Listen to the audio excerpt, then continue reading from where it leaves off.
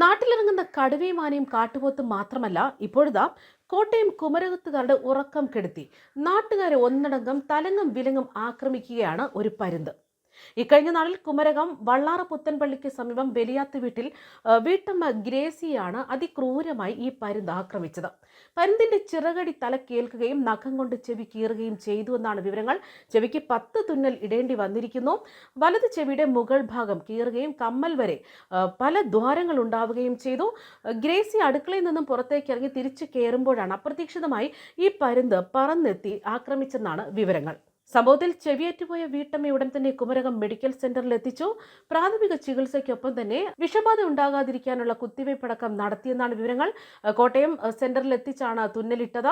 അക്രമകാരിയെ പരുന്ത് ഇപ്പോഴും വീട്ടുപരിസരത്ത് തന്നെ ഉണ്ടെന്നാണ് അറിയാൻ കഴിയുന്നത്. പരുന്തിന്റെ ശല്യം ഒഴിവാക്കി കിട്ടാനായി കുമരകം വനം വകുപ്പിന്റെ സഹായവും ഇവർ തേടിയിരിക്കുകയാണ്. അതേസമയം അവശിഷ്ടം തിന്നാനെത്തുന്ന പരുന്താണ് ഇത്തരത്തിൽ നാട്ടുകാർക്കടക്കം ഭീഷണിയാകുന്നത് എന്ന് തന്നെയാണ് അറിയാൻ കഴിയുന്നത്.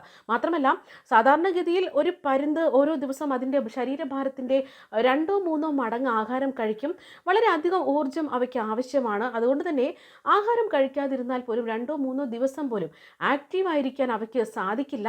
കൂടാതെ ഇതിനു മുമ്പ് നാട്ടുകാരെ ഒന്നടങ്കം പേടിപ്പിച്ച ഒരു പരുന്ത് തൻ്റെ ജീവൻ രക്ഷിച്ച ആളെ തേടി വർഷങ്ങൾക്ക് മുൻപ് എത്തിയ വാർത്തയും സമൂഹ മാധ്യമങ്ങളിൽ ഇതിനോടൊപ്പം തന്നെ വൈറലാവുകയാണ്. കാസർഗോഡായിരുന്നു സംഭവം നടന്നത്. ജീവനും ഭക്ഷണവും നൽകിയ നല്ല മനുഷ്യനെ തേടി കിലോമീറ്ററുകൾ താണ്ടിയാണ് പരുന്തെത്തിയത്.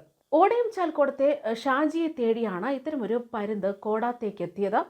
7 മാസങ്ങൾക്ക് മുൻപ് പറമ്പിൽ ഉറുമ്പരിക്കുന്ന നിലയിൽ കണ്ട പരുന്തിനെ ഷാജിയാണ് ഉറുമ്പിൻ കൂട്ടത്തിൽ നിന്ന് രക്ഷപ്പെടുത്തി. തുടർന്ന് വെള്ളവും ഭക്ഷണവും ഒക്കെ നൽകി വന്നത്.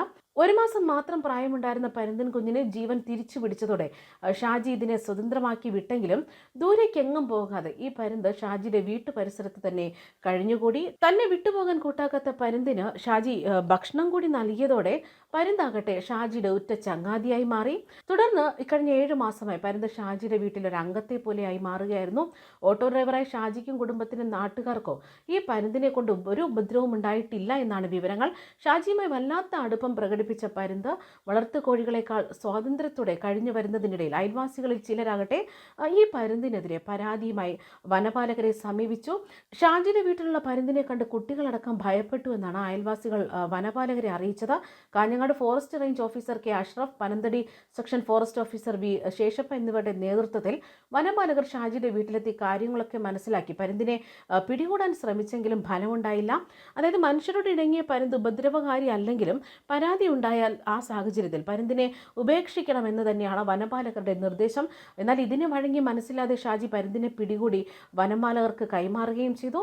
നീലേശ്വരത്തിനും തൃക്കരിപ്പൂരിനും ഇടയിൽ വിജനമായ കടൽ തീരത്തെത്തിച്ച് പരുന്തിനെ വനപാലകർ തുറന്നുവിട്ടെങ്കിലും അരമണിക്കൂറായില്ല പരുന്ത് വീണ്ടും ഷാജിയെ തേടി വീട്ടിലേക്ക് പറന്നെത്തുകയായിരുന്നു.